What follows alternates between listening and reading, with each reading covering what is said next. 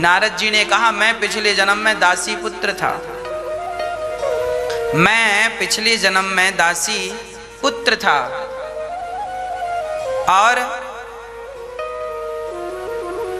हुआ यह कि अच्छा, अब प्रश्न खड़ा हुआ, देखिए नारद जी पिछले जन्म में नारद जी ही थे। जब ब्रह्मा जी ने नारद जी को प्रकट किया तो ब्रह्मा जी ने नारद जी से कहा, बेटा नारद तुम सृष्टि करो, बच्चे उत्पन्न करो। नारद जी ने कहा, मैं भगवान का भजन करूंगा, मैं शादी विवाह के चक्कर में नहीं पड़ूंगा। तो ब्रह्मा जी ने श्राप दे दिया, पिता की आज्ञा नहीं मानता, जा शूद्र हो जा। नारद जी को श्राप दे दिया। तो नारद जी ने भी श्राप दे दिया, पिताजी आप मुझे भगवान से दूर करना चाहते हैं, मेरी कोई गलती नहीं थी और आपने श्राप दे दिया, जाओ मैं भी आपको श्राप दे रहा हूं, इस कल्प में आपकी पूजा नहीं होगी।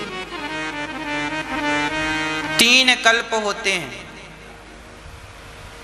ब्रह्म कल्प, बाराह कल्प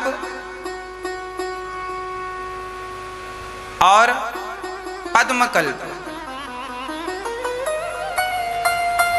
ये जो प्रेजेंट में कल्प चल रहा है, ये श्वेत बाराह कल्प चल रहा है। केवल इस कल्प में ब्रह्मा जी की पूजा नहीं होती, बाकी इसके पहले जो ब्रह्म कल्प है और आगे जो पद्म कल्प आएगा उसमें ब्रह्मा जी की पूजा होती है। इस बाराह कल्प में केवल एक ही ब्रह्मा जी के मंदिर है, वो भी पुष्कर में। ये क्यों? क्योंकि नारद जी ने श्राप दिया ब्रह्मा जी को कि आपकी पूजा नहीं होगी, आप हमें भगवान का भजन नहीं करने दे रहे हैं, जबरदस्ती गृहस्थी में फंसा रहे हैं, जाओ तुम शूद्र हो जाओ। नारद जी अब ब्रह्मा जी के श्राप के कारण शूद्र पुत्र बने। पर नारद जी कहते हैं, मैं ये जो बात है ये ब्रह्म वैवर्त पुराण में हमने पढ़ी और वही हमने आपको सुनाई। श्री नारद जी महाराज दासी पुत्र थे। इनके घर में कुछ संत आए और संतों की खूब इन्होंने सेवा की, खूब आनंद से सेवा की। संतों के चरण दबाना, संतों की सेवा करना, संतों की आज्ञा का पालन करना। संत अब रोज कथा सुनाने लगे नारद जी को, खूब कथा सुनाए।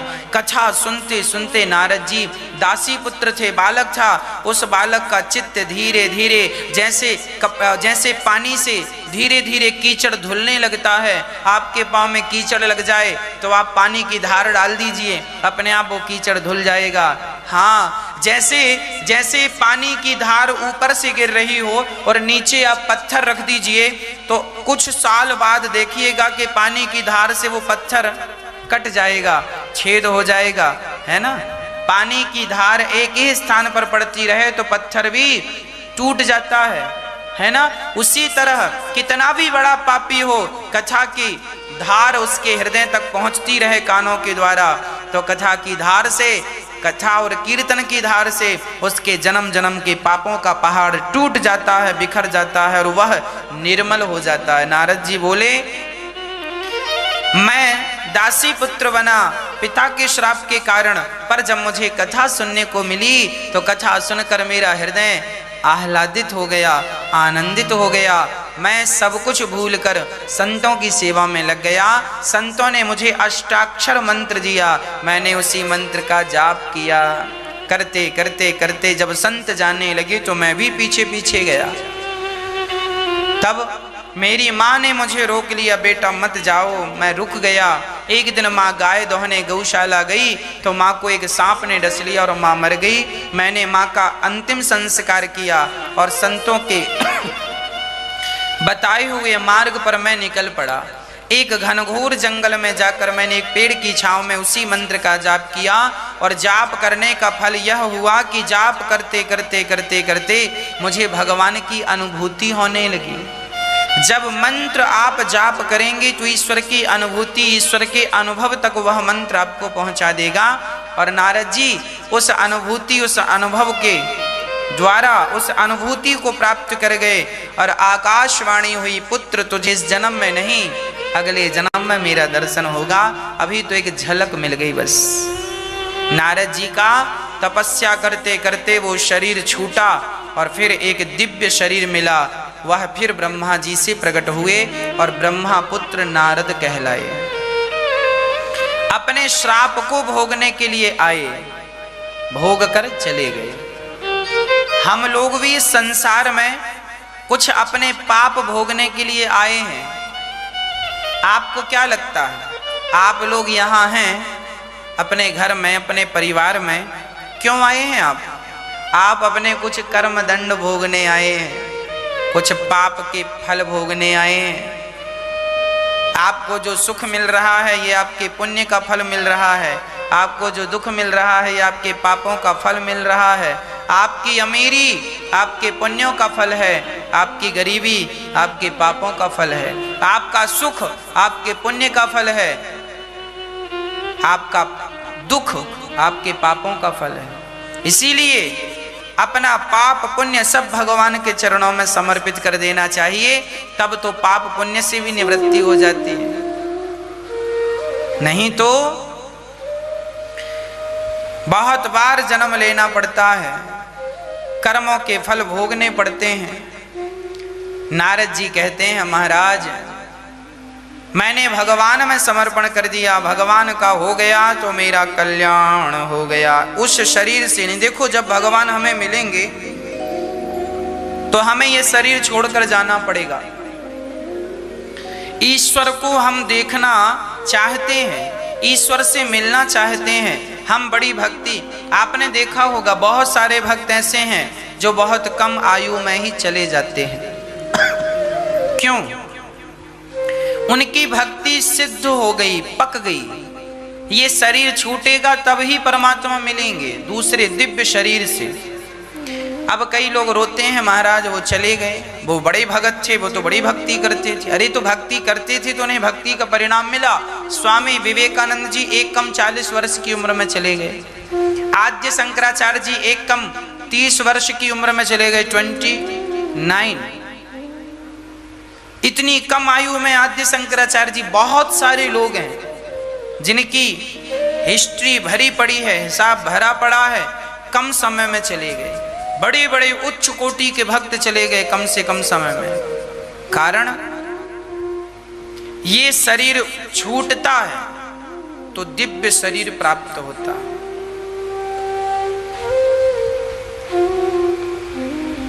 उदाहरण के तौर पर रामचरितमानस में माता शबरी मतंग ऋषि के आश्रम में रहा करती थी। मतंग ऋषि बड़े उच्च कोटि के संत थे। वो चाहते जब तक अपने प्राण रख सकते थे।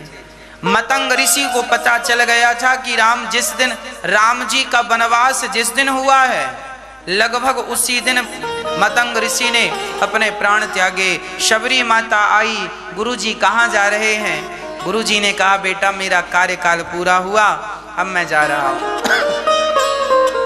गुरुजी तो मुझे भी ले चलो संग, मैं अकेली कहाँ रहूंगी?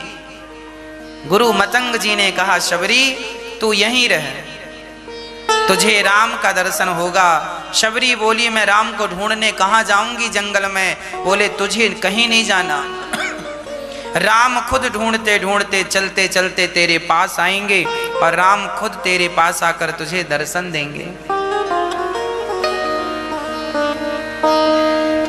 अब बताओ, मतंग ऋषि के कारण शबरी को भगवान मिले तो क्या मतंग ऋषि कुछ दिन और जिंदा रहकर भगवान को नहीं देख सकते थे? अरे भाई, मतंग ऋषि जहां गए उन्हें पता था ये शरीर छूटेगा तो मुझे भगवान के पास ही जाना है। जिंदा रहूंगा तो अभी 10 साल इंतजार करना पड़ेगा, मर जाऊं तो अभी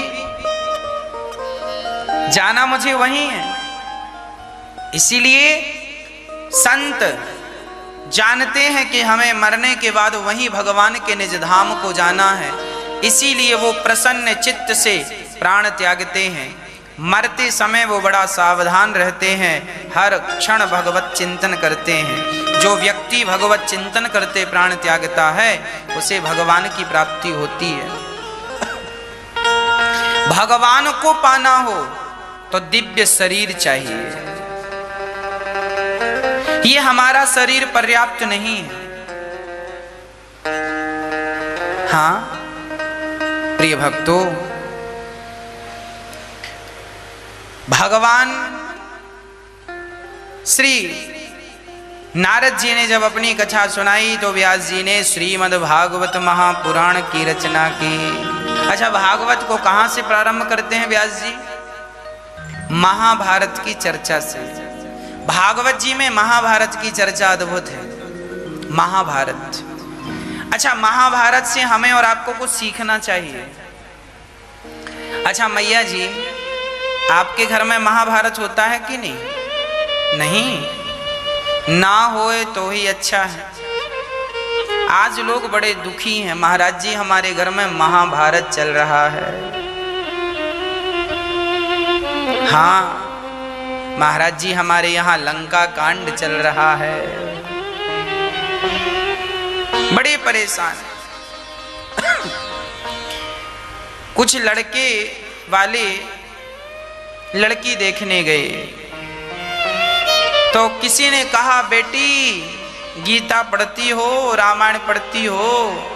तो लड़की ने कहा, गीता रामायण तो मैं अपने घर में पढ़ती हूँ, महाभारत वहीं शुरू करूंगी।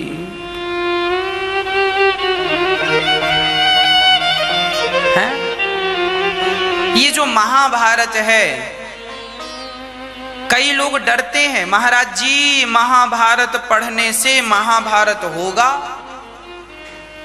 आज लोग इतने ज्यादा अपनी अज्ञानता का परिचय देते हैं कि क्या कहें। अरे भाई, महाभारत पढ़ने से महाभारत कभी नहीं होता। हम लोग तो महाभारत भी पढ़ते हैं। महाभारत की पोथी पढ़ना चाहिए। क्या होगा? महाभारत को पढ़ने से आपका नॉलेज बढ़ेगा, ज्ञान बढ़ेगा। जो गलतियां इतिहास में हुई हैं वो गलतियां हम ना करें। एक कहावत है, अब पछताए होत क्या जब चिड़िया चुग गई। ये क्या है? कहावत है, मुहावरा। अब पछताए होत क्या जब चिड़िया चुग गई खेत। आप बताओ ये बात सही है कि गलत है? सही है। इसे हम सही नहीं कह सकते और इसे हम गलत नहीं कह सकते। इसे हम समझें और समझकर हम स्वयं निर्णय लें कि ये कितने % बात सही है और कितने % बात गलत है। मैं समझाने का प्रयास करता हूं, आप समझने का प्रयास करना। सुनिएगा, कहावत है, अब पछताए होत क्या जब चिड़िया चुग गई खेत। यदि आप पश्चाताप नहीं करेंगे, आपने गलती की और गलती आपने की और कल यदि आपने पश्चाताप नहीं किया तो चिड़िया खेत तो चुग ही गई, पर आप सावधान नहीं होंगे तो चिड़िया कल फिर खेत चुग जाएगी, चिड़िया परसों फिर खेत चुग जाएगी। इससे इतिहास में जो गलतियां हुई हैं वो गलती है ना, हमसे ना होनी चाहिए। अब देखते हैं कि इतिहास में किन किन से क्या क्या गलतियां हुई। महाभारत में हमारा गृहस्थ जीवन महाभारत की कथा से जुड़ा है। आप लोग गृहस्थी हैं, हम लोग गृहस्थी हैं, पत्नी पुत्र परिवार के बीच में हम सबको रहना पड़ता है। और ये जो महाभारत की कथा है ये भी बिल्कुल हम सबकी कथा है। लोग पढ़ते नहीं हैं, समझते नहीं हैं, जबकि पढ़ना, समझना और सीखना चाहिए। गलती हुई कौरवों से तो अब हम लोग कहें अब पछताए होत क्या जब चिड़िया। यदि गलती कौरवों ने की तो उन्हें दंड मिला और हमने उनकी गलतियों से कुछ सीखा नहीं तो दंड हमें भी मिलेगा। इसीलिए पश्चाताप भी करना जरूरी है। हमने गलती की, हमने किसी भी सब्जेक्ट में गलती की तो हमें पश्चाताप करना होता। ओ हो, क्यों गलती की, क्यों ये कह दिया, क्यों। जब हम ये पश्चाताप करेंगे तब फिर कल हमसे ये गलती, और हमने पश्चाताप नहीं किया तो हम फिर से वही गलती। चिड़िया चुग गई खेत, तो आज चुगी है ना, कल फिर चुग जाएगी, परसों फिर चुक जाएगी। इसीलिए जीवन में जो गलतियां हो रही हैं हमसे, वो गलतियों से हमें सबक लेना चाहिए, शिक्षा लेनी चाहिए और आने वाले भविष्य को सुधार लेना चाहिए, खूबसूरत बना लेना चाहिए। महाभारत की गलती क्या है? किसने गलती की महाभारत में? क्या महाभारत को रोका जा सकता था? यदि रोका जा सकता तो इतना बड़ा नुकसान, आपको पता होगा महाभारत के युद्ध में लाखों लोग मारे गए थे। आज हम ये कह सकते हैं उस जमाने का विश्व महायुद्ध था वो। दुनिया का ऐसा कोई देश नहीं था जिस देश के राजाओं ने महाभारत के युद्ध में हिस्सा ना लिया हो। आज तक के इतिहास में सबसे बड़ा युद्ध राम और रावण का युद्ध था। उसके बाद दूसरे नंबर में सबसे बड़ा युद्ध महाभारत का था। इतना बड़ा युद्ध आज तक नहीं हुआ। द्वितीय विश्व युद्ध हुए हैं, आपने सुना होगा इतिहास के पन्नों में, पर वो इतने बड़े नहीं थे जितना बड़ा महाभारत था। प्रथम विश्व युद्ध भी आपने सुना होगा, पर वो इतने बड़े नहीं थे जितना बड़ा महाभारत था। दुनिया का कोई देश ऐसा नहीं था जिस देश के राजा ने महाभारत में हिस्सा ना लिया हो। कुछ राजा कौरवों की तरफ से हिस्सा ले रहे हैं, कुछ राजा पांडवों की तरफ से भाग ले रहे हैं और युद्ध चल रहा है। युद्ध किसके कारण हुआ? उस व्यक्ति का नाम क्या है? जब हमारा लोभ बढ़ जाता है, जब हमारा लालच बढ़ जाता है, तब महाभारत होता है। सबसे ज्यादा लोभ किसका बढ़ा? आप बताइए, किसका लोभ बढ़ा? कौन था वो व्यक्ति जिसके कारण महाभारत हुआ? उस व्यक्ति का नाम है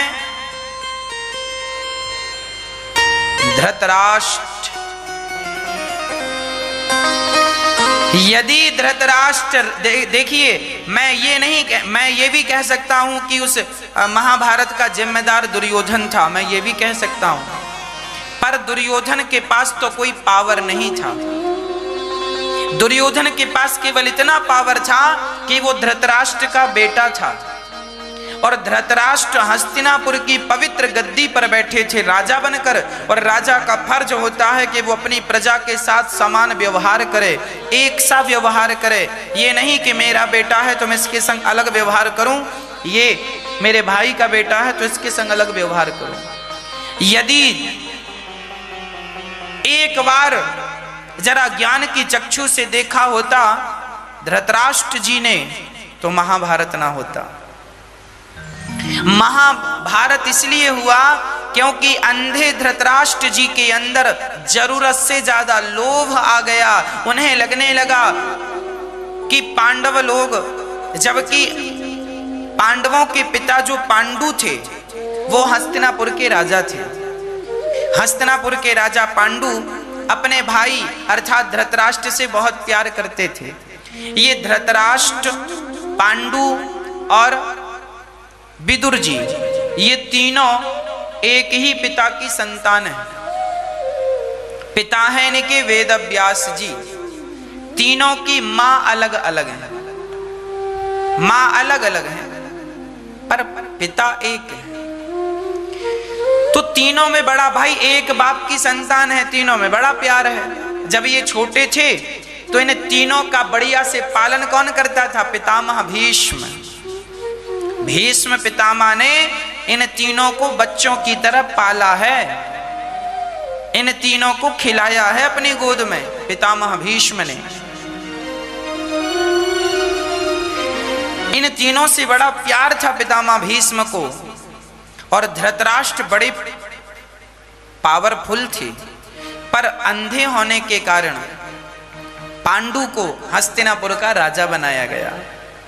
एक दिन पांडु अपने पत्नियों के साथ माद्री और कुंती के साथ विहार करने गए जंगलों में। राजा लोग पहले विहार करते थे, सेना की टुकड़ी लेकर गए विहार करने। तभी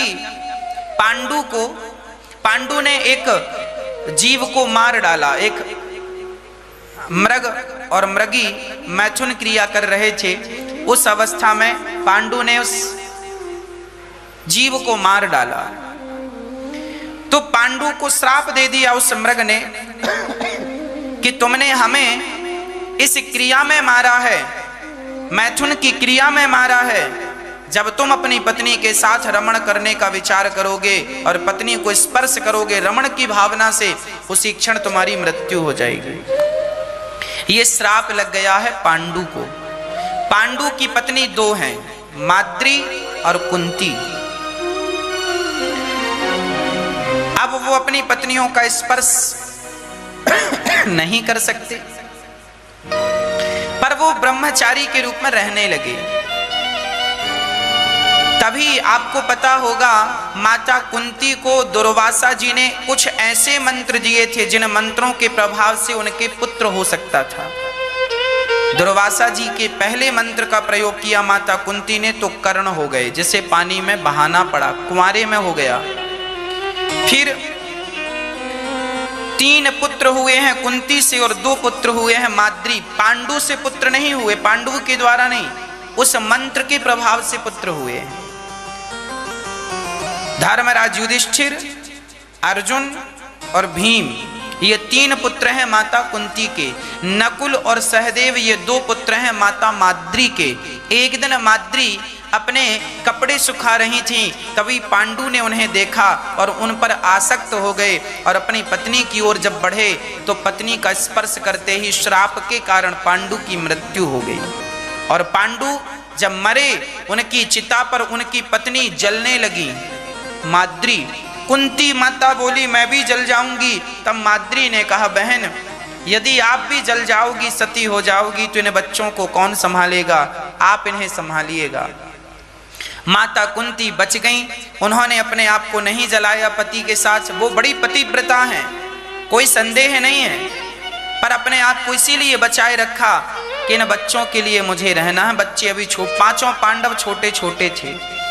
अब सोचिए माता कुंती के जीवन में कितना बड़ा संकट है। आप स्त्रियां जरा विचार करें कि एक स्त्री के 5 बच्चे हैं और पति मर जाए, और घर में उस समय माता कुंती जंगल में थी।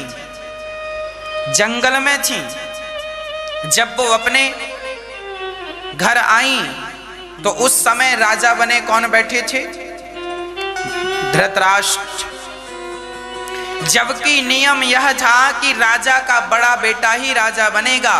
पांडु राजा थे हस्तिनापुर के, पर पांडु कुछ दिन के लिए भ्रमण पे गए थे तो राजगद्दी सूनी ना हो, इसलिए पांडु ने अपने भाई धृतराष्ट्र को बिठा दिया राज तिलक करके कि अभी जब तक मैं परदेश में हूं आप संभालना। राजा तो वो ही थे पांडु, पर टेम्परेरी राजा धृतराष्ट्र को बनाए। अच्छा, धृतराष्ट्र को क्या लगा कि अब तो मेरा भाई मर गया, अब उसका राज्य उन्होंने कब्जा कर लिया, अब छोड़ा ही नहीं। देखो ये लालच। आप अपने भाई के साथ, महाभारत में लिखा है कि माता कुंती को भीख मांगकर अपने बच्चों का पालन करना पड़ा। एक राजा की पत्नी भीख मांग रही है और धृतराष्ट्र देख भी नहीं रहे हैं, क्योंकि धृतराष्ट्र के 100 बच्चे हो गए, जिनमें दुर्योधन सबसे बड़ा। अब काना फूसी क्या होने लगी? नियम तो यही कहता है कि धर्मराज युधिष्ठिर को राजा बनाओ, क्योंकि इनके पिता राजा थे, पर धृतराष्ट्र बोले ना, मेरा बेटा राजा बनेगा। अब धृतराष्ट्र ने, दुर्योधन जब छोटा था तो दुर्योधन ने जहर मिला के दे दिया था भीम को। दुर्योधन बचपन से ही पांडवों को मारना चाहता था, जहर देकर मारना चाहा, पर भगवत कृपा से बचे पांडव। एक बार तो गजब हो गया कि दुर्योधन ने 1 लाख का घर बनवाया। लाख जानती हैं मैया? माताएं लाख की चूड़ी पहना करती थी पहले जमाने में। लाख की चूड़ी होती थी, वो पिघलती थी प्लास्टिक की तरह। वो प्लास्टिक नहीं होता पर लाख की चूड़ी होती। उस लाख का घर बनवाया बढ़िया सा, और पांचों पांडवों को उस घर में रहने का स्थान दे दिया। बोले तुम्हारा घर ये है। अब देखना जरा कपट देखिएगा। पांचों पांडवों को ये बात धृतराष्ट्र को भी पता थी, पर धृतराष्ट्र तो अनजाने बने, उनको तो पता था। धृतराष्ट्र सोच रहे हैं कि ये कब मर जाएं और कब हम बिल्कुल यहाँ के राजा बने ही रहें। मतलब राजगद्दी पकड़ में आ जाए ना तो आदमी छोड़ना नहीं चाहता, और यही व्यक्ति का लालच उसका सर्वनाश करता है। इस कथा से मैं आगे जो बताऊंगा वो बताऊंगा, अभी सुनो। इतनी इस कथा से आप ये समझिए कि यदि अपने भाइयों का अधिकार छीन कर अपने बच्चों को देना चाह रहे हैं तो अधिकार छीन लोगे, पर छीना हुआ वह अधिकार आपका सर्वनाश ना कर दे तो आप कह देना, मैं लिखित में आपको कह सकता हूं, आप किसी का हक खाओगे, खा लो अपने भाई का, खा लो अपनी भौजाई का हक, खा लो अपने छोटे और बड़े भाई का हक, खा लो पड़ोसियों का हक। तुम्हें अभी मजा आएगा ना चोरी करने में, खाने में, पर वह जो तुम खा रहे हो वह तुम्हारा सर्वनाश करेगा। मरोगे तो कोई रोने वाला नहीं बचेगा। अभी सुनना आगे यही होगा। इसीलिए जो खुद की कमाई है ना, जो खुद का है, उस पर आनंद से जिया करो, आनंद से रहा करो। हमारे पड़ोसी के घर में सोने की दीवारें खड़ी हैं, हमें उससे कोई मतलब नहीं। हमारे आंखों के सामने किसी का करोड़ों का हीरा पड़ा हो, हमारे लिए माटी है। हमारी मेहनत का जो पैसा है वो हमारा है, और फोकट का, फ्री का, पाप का, भ्रष्टाचार का जो है उस पर हमारा कोई अधिकार नहीं है। उसे 1 करोड़ रुपया रास्ते में पड़ा हुआ तुम्हें मिल जाए तो मत उठाना। 1 करोड़ रुपया तुम्हें कोई गलत ढंग से दे तो मत लेना, क्योंकि 1 करोड़ लेने के बाद वह 1 करोड़ तुम्हारी जितनी शांति है वो शांति भी लेकर चला जाएगा। पहले तो मजा आएगा, मैं करोड़पति हो गया, लेकिन बाद में जो खुजली होती है ना, खुजली में खुजलाने में बड़ा मजा आता है, लेकिन उसके बाद जो जलन होती है ना वो बड़ी दर्दनाक होती है। भ्रष्टाचार करने में बड़ा मजा आता, मिल गया फोकट का, मिल गया, गलत ढंग से कमा लिया, मिल गया, पर जब उसका जो रिएक्शन होता है ना, हाँ जी, वो गजब कर देता है। इसीलिए आपसे मेरी हाथ जोड़कर विनती है, गलत ढंग से 1 रुपए भी मत कमाइएगा, मेहनत का कमाइएगा। धृतराष्ट्र ने यही गलती की, भाई का अधिकार हड़प लिया। आपका भी यदि आपने अपने भाई का कोई अधिकार हड़पा हो तो सम्मान इज्जत से लौटा दो, इसी से तुम्हारी और तुम्हारे बच्चों की भलाई है, नहीं तो आगे बहुत बड़ा नुकसान हो जाएगा। अरे तुम्हारा भाई भले ना देखे पर विधाता तो देख रहा है, वो अंधा थोड़ी है। धृतराष्ट्र अंधे थे, भगवान थोड़ी अंधे हैं। इसलिए गलत ना हो किसी के साथ। अच्छा, लाक्षागृह में बंद किया, कौरवों ने पांडवों को लाक्षागृह में बंद किया और आग लगा दी। संयोग से, भगवान की कृपा से विदुर जी ये मर्म जान गए, और भगवान की प्रेरणा से पांचों पांडव कुंती सहित, अब सोचिए इतना दुष्ट ये दुर्योधन है कि कुंती माता भी हैं और पांचों माँ और पांचों बेटों को मारने का पूरा षड्यंत्र रच दिया गया। किसके द्वारा? दुर्योधन के द्वारा। अब जब दुर्योधन के द्वारा षड्यंत्र रचा गया और लाक्षागृह में आग लगाई तो पांडव नीचे से निकल के भागे गुफा से, और वहां पर 5 लोग सचमुच जलकर मर गए, है ना। तो हल्ला यही फैल गया कि पांडव मर गए।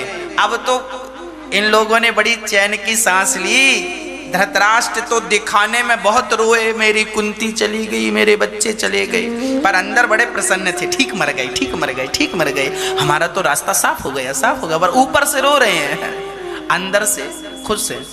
दुर्योधन बड़ा खुश, फूला नहीं समारा कि पांडव मर गए, पांडव मर गए।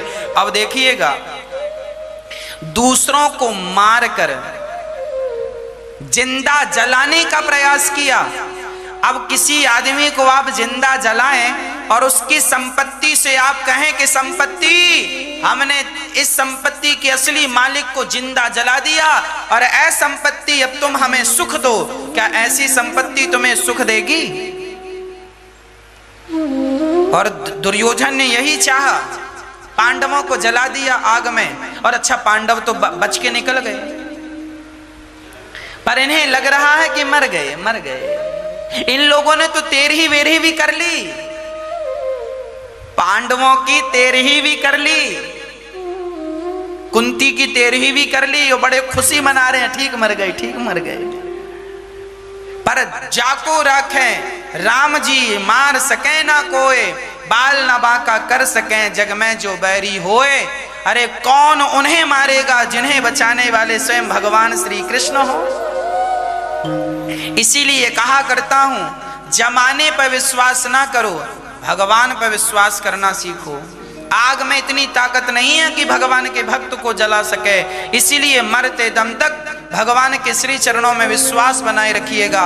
लाख दुश्मन आपके साथ आपको मारने का प्रयास कर रहे हो, लाख दुश्मन एक तरफ और मेरे श्री कृष्ण की कृपा एक तरफ। इसीलिए केवल विश्वास, विश्वासो ही फलदायक मंत्र जाप मम दृढ़ विश्वासा। भगवान के श्री चरणों में केवल विश्वास रखिएगा। धृतराष्ट्र, तुम्हें बड़ा मजा आ रहा है? हाँ, गद्दी पे बैठने में बड़ा मजा आ रहा है। हाँ जी, अभी मजा लूटो। अभी तुम्हारी आंखों के सामने तुम्हारे ये 100 बच्चे मरेंगे। अभी बड़ा मजा आ रहा है ना गलत करने में? करो, हाँ मजा आ रहा है। अभी जब सजा मिलेगी तो नानी याद आएगी, नानी।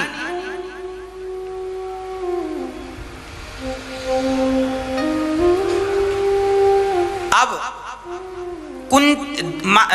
द्रौपदी के स्वयंवर में 5 पांडवों का खुलासा हुआ। कई सालों बाद ये पता लगा कि पांडव मरे नहीं, वो तो जिंदा है। फिर धृतराष्ट्र के पांव के तले जमीन खिसक गई।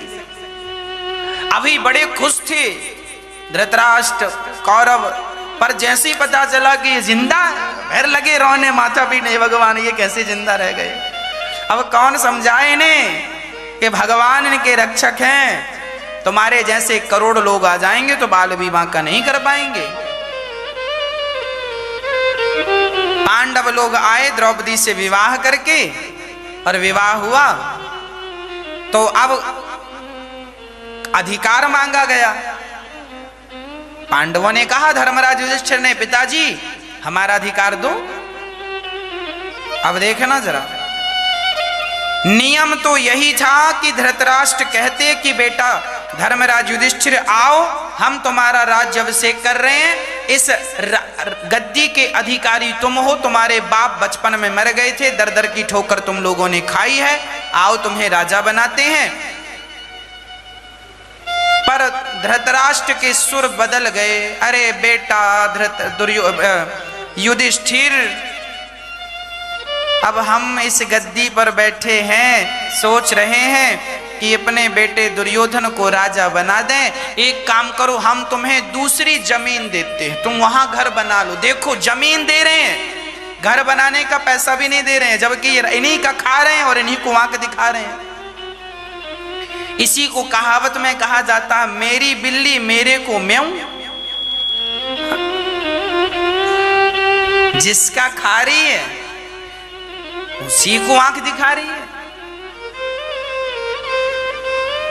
तो क्या किया धृतराष्ट्र जी ने, एक बंजर भूमि पांडवों को प्रदान कर दी। एक बंजर भूमि जहां पे कुछ नहीं होता था, और वो भी काफी दूर 100 किलोमीटर दूर, 100-150 किलोमीटर दूर राज्य से निकाल दिया। निकाला मतलब ये निकाल दिया, पर भगवान की कृपा से पांडवों ने झगड़ा नहीं किया। पांडवों ने कहा चलो मेरे ताऊ जी जैसा कर रहे हैं ठीक है, मैं अच्छा करता चलूं, अच्छा सोचता चलूं, तुमने गलत किया है ना मेरे साथ, तुम्हारे कर्मों का दंड परमात्मा देगा।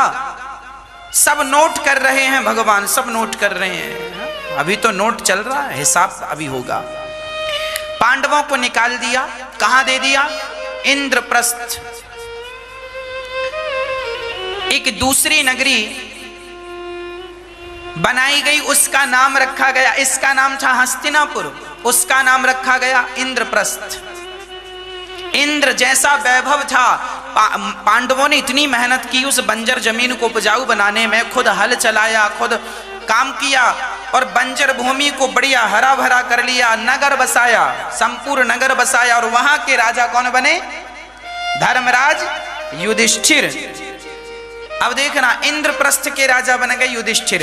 और जब इंद्रप्रस्थ के राजा युधिष्ठिर बने, नगर अच्छा बसाया, तो गृह प्रवेश में अपने ताऊ जी को बुलाया। ताऊ जी बोले मैं आता हूं, और ताऊ जी के लड़के भी आए, दुर्योधन। और जब आए तो दुर्योधन की तो जमीन खिसक गई। अरे राम राम, हमारे नगर से भी भव्य है ये, तो हमारे घर से भी बड़ा है और काफी सुख सुविधाएं हैं। तो वहां पर विश्वकर्मा ने ऐसा बनाया था, उनका घर ऐसा डिजाइन किया था, क्या इंजीनियर थे उस जमाने के साहब।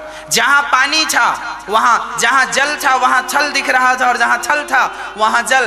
तो दुर्योधन गया और उसे लगा तो ये तो जमीन, चला तो पानी में गिर गया। तो द्रौपदी ने हंसा, वाह अंधों के अंधे आ गए, तुम्हारा बाप अंधा है और अंधों के अंधे ही होते हैं। द्रौपदी ने खूब मजाक उड़ाया। हाँ अच्छा, इन लोगों ने कौन सा अच्छा किया पांडवों के साथ? तुम लोगों ने उन्हें आग में जला के मारना चाहा, वो हंस भी नहीं सकते। ठीक हंसा द्रौपदी ने, अंधों के अंधे होते हैं। अब दुर्योधन को बड़ा बुरा लग गया, अरे बड़ा हंस रही द्रौपदी, अच्छा देखता हूं। फिर योजना बनाई दुर्योधन ने अपने पिता से, धृतराष्ट्र से, पिताजी पांडवों को बुलाया जाए और जुआ के लिए कहा जाए। ये षड्यंत्र किसका था? अब आप लोग प्रश्न करते हैं महाराज जी धर्मराज युधिष्ठिर जुआ क्यों खेले? अरे धर्मराज युधिष्ठिर कभी जुआ नहीं खेलते थे। महाभारत का ये सारा सब्जेक्ट मैंने होशो हवास में पढ़ा है। धृतराष्ट्र ने पांडवों को बुलाया, आओ, कहा युधिष्ठिर अर्जुन दुर्योधन की इच्छा है तुम जुआ खेल लो। अब देखो कैसे ताऊ जी थे, अपने बच्चों से कह रहे हैं जुआ खेल लो। अब इनका सत्यानाश नहीं होगा तो क्या होगा?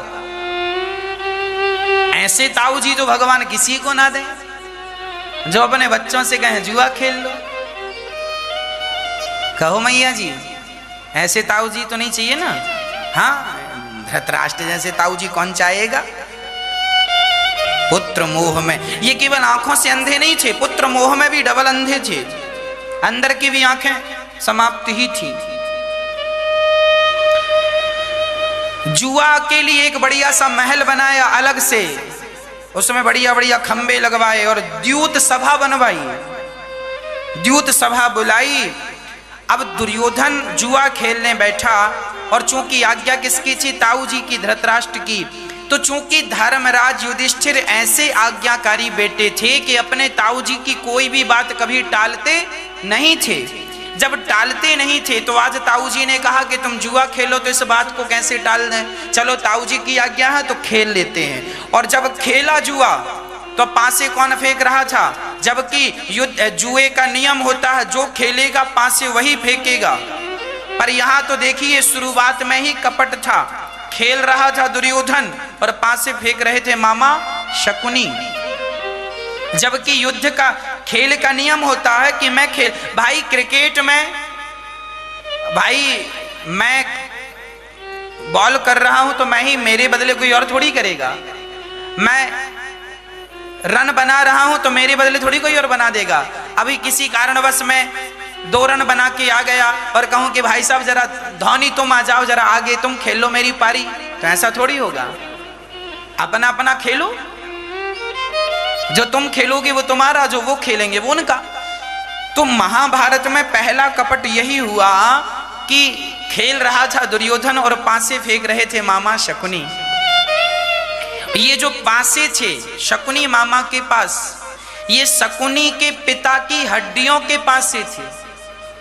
उन पासों को इन्होंने सिद्ध कर रखा था कि ये पासे इन्हीं के पक्ष में आएंगे। ये पासों में भी बहुत बड़ी कहानी है। पिछली बार किसी कथा में हमने इन पासों की भी कथा आपको सुनाई थी।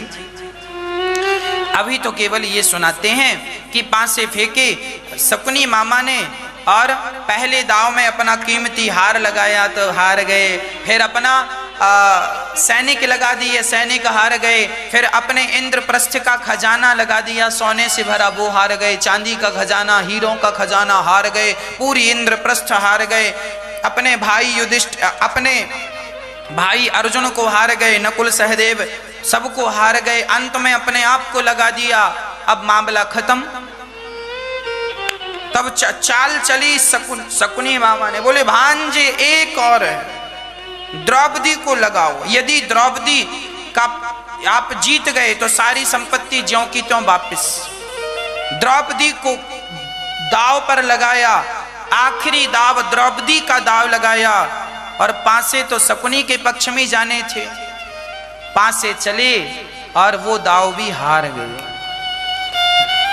द्रौपदी को हार गए। अब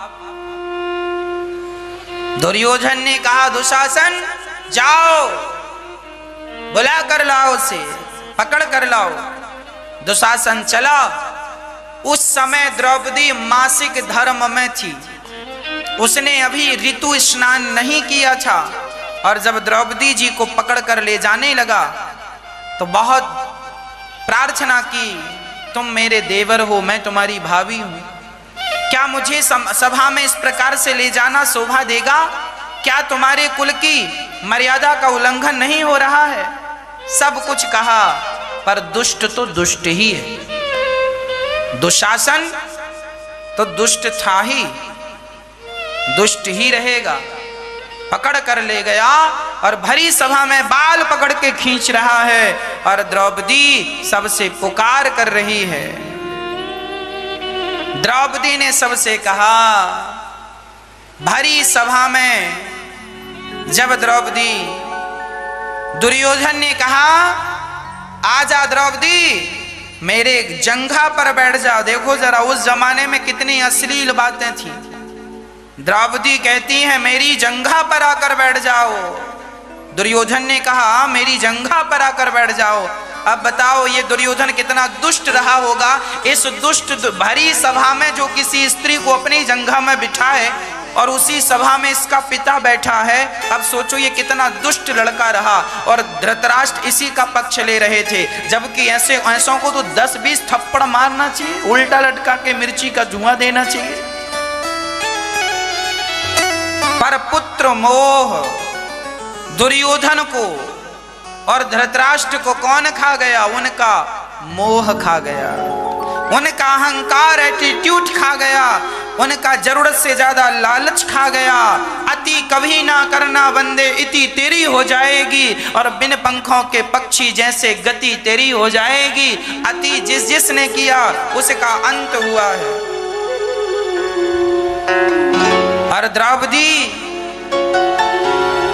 अब देखिए, जैसी करे संग, जैसा करे संग वैसा चढ़े रंग। दुर्योधन की संगत कर्ण भी करते थे, और कर्ण कौन है? कुंती के पुत्र हैं, 5 पांडवों के सगे भाई हैं। पर दुर्योधन के संग कर करके उनकी भी बुद्धि बिगड़ गई, और उन्होंने कह दिया कि इसके तो 5 पति हैं, 6वें हम हो गए तो क्या बुराई है। ये देखो, ये कर्ण कह रहे हैं, इतने पढ़े लिखे, इतने विद्वान, पर बातें ऐसी क्यों कर रहे हैं? क्योंकि संगत दुर्योधन की है। आप कितने भी विद्वान हो जाइए, पर आपके जीवन में आपके संग का प्रभाव जरूर रहेगा। इसीलिए अच्छी संगत करना सीखिए। पितामह भीष्म भी आज चुप्पी साधे बैठे हैं। अरे बोलो पितामह, बोलिए। पितामह भीष्म को बोलना चाहिए था, दुर्योधन के कान में दो चार जमाना चाहिए था और द्रौपदी को सम्मान वापस भेजना चाहिए था। पितामह भीष्म का कोई विरोध नहीं कर सकता था, पर क्या करें, पितामह भीष्म भी मजबूर थे। दुर्योधन पितामह भीष्म की इज्जत नहीं करता था। सही बताऊं, दुर्योधन अपने से बड़ों की इज्जत करता ही नहीं था, क्योंकि पिता ने संस्कार दिए ही नहीं। इसीलिए कहता हूं, अपने बच्चों को संस्कार दिया करो, नहीं तो कल तुम्हारे घर में भी ऐसे ही महाभारत खड़ा होगा, तब रोने मत बैठना धृतराष्ट्र जैसे। इसीलिए ये शास्त्र हमारे लिए सबक हैं। ये गलतियां जो इतिहास के पन्नों में दोहराई गई, अब आपके जीवन में दोहराई ना जाएं। भरी सभा में द्रौपदी ने कहा, कहाँ जा छिपे हो प्यारे कन्हैया, यहाँ लाज मेरी लुटी जा रही है। अरे द्रौपदी के बाल पकड़ के लाए, यहाँ तक तो ठीक था, सभा में खड़ी करना यहाँ तक तो ठीक था, पर दुर्योधन ने आज्ञा दे दी, इसके वस्त्र उतार दो। अब बताओ, हमें तो नहीं लगता कि इस कलयुग में कोई ऐसा बेटा होगा जो अपने पिता के सामने कहे, अपने गुरु के सामने कहे कि इस स्त्री के वस्त्र उतार दो। अरे इतनी तो शर्म होती है कि सामने बाप बैठा है, सामने गुरु द्रोणाचार्य बैठे हैं, पितामह बैठे हैं, लेकिन नहीं, दुर्योधन ऐसा साक्षात कलयुग का अवतार है। दुर्योधन ये सब कलयुग के अवतार होने के कारण जितना कुछ गंदा काम कर सकता था दुर्योधन कर रहा है। कलयुग से हम आपका परिचय करा रहे हैं। कलयुग कैसा है?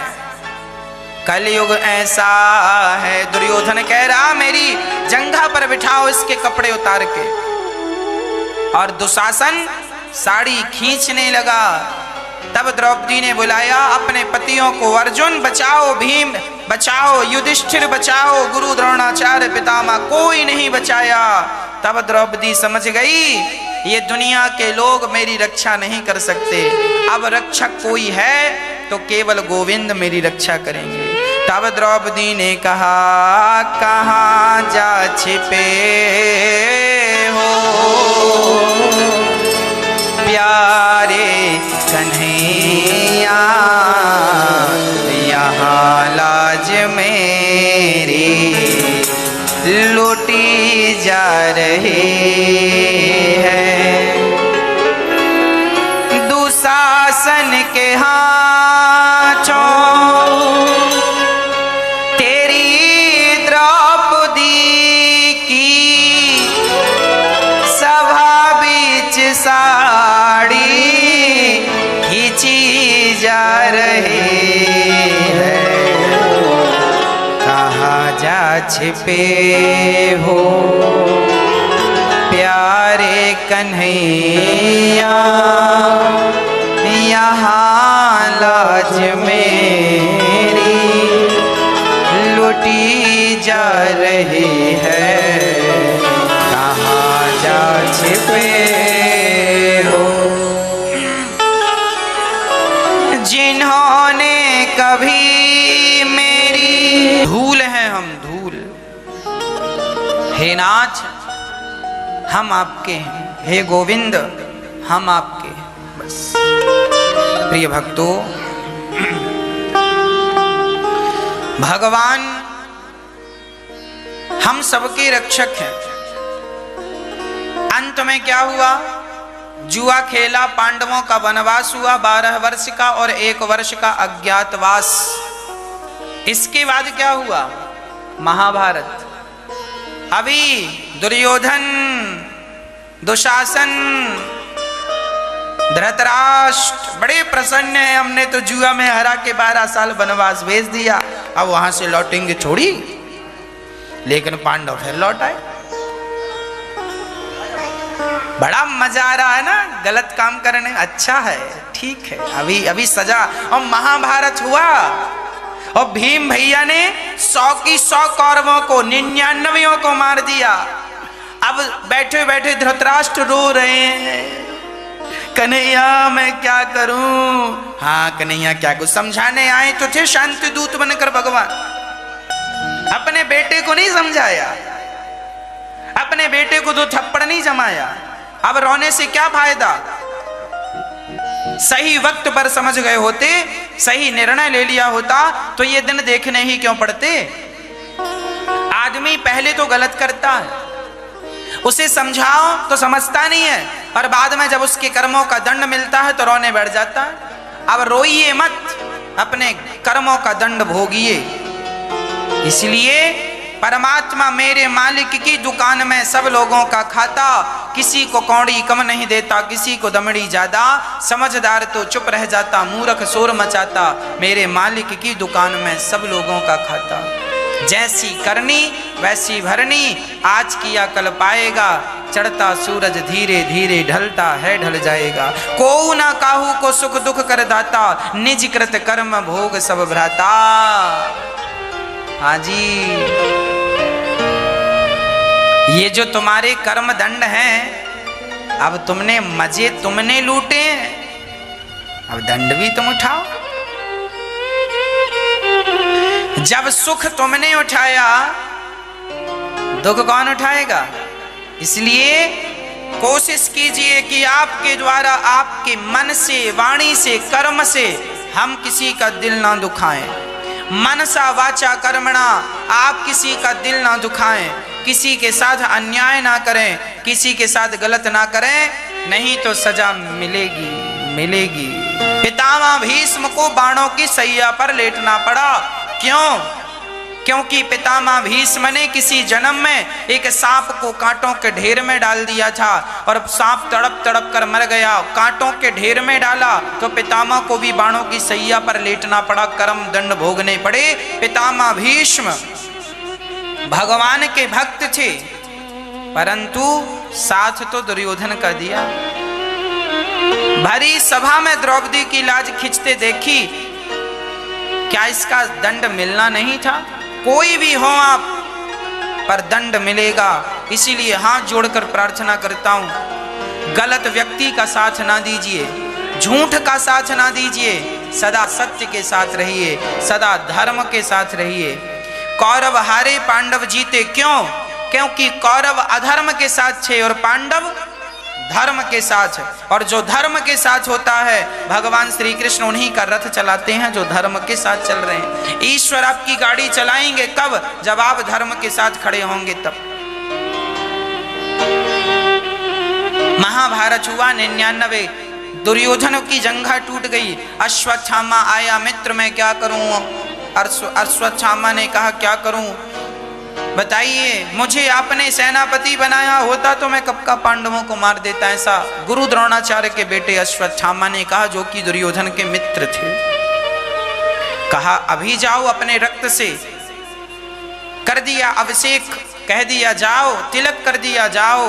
5 बच्चों को, द्रौपदी के 5 बच्चे थे, 5 बच्चों को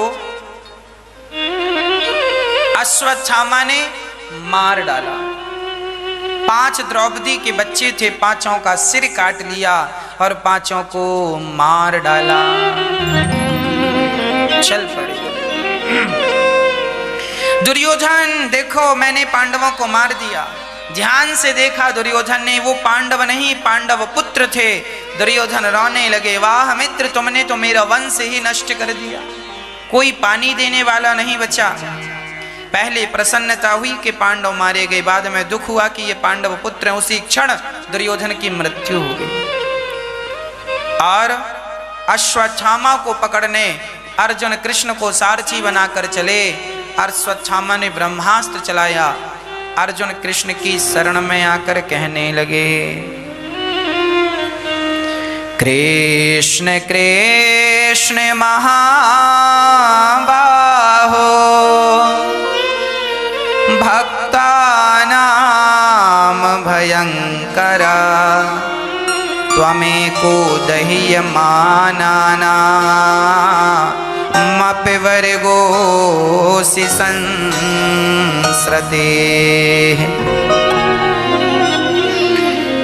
कहने लगे कृष्ण कृष्ण महाबाहो, हे श्याम सुंदर मेरी रक्षा करो, मैं आपके चरणों में पड़ा हूं, अश्वत्थामा मुझे मार डालेगा, बाण आ रहा है, ब्रह्मास्त्र।